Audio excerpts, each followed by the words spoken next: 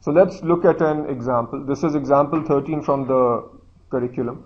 So we are going to look at a direct financing lease here versus an operating lease. And this again is the lessor perspective. So here now it won't be lease payments, it will be lease receivables that we talk about. Okay. The lease payments are 28,679 per year for 4 years, payable at the start of every year. So again, this is an annuity due, money coming in at the start of the year. If we have an operating lease, then what do we do? Where is the asset? The asset is in the books of the lessor, and all we are then doing is recognizing a depreciation expense. Okay. What if it is a finance lease? Then what do we do?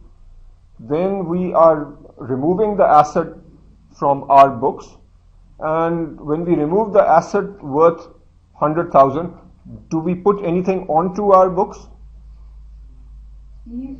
Yeah, exactly. You put a lease receivable of 100,000.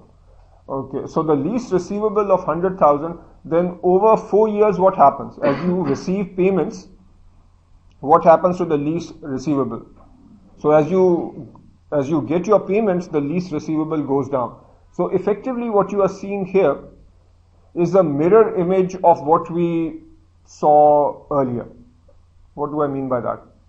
Earlier we saw it from the perspective of the lessee, where he is making these payments.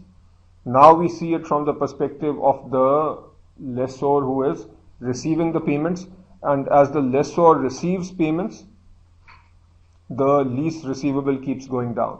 Now how do we figure out for every payment, for example this payment at the beginning of the second year, how do we figure out how much of this is interest? Now is it interest income or interest expense? This is interest income. So the interest income for year 2 would be what? So it's the lease receivable at the start of the year multiplied by the interest rate. Okay, so it's effectively what we have seen before.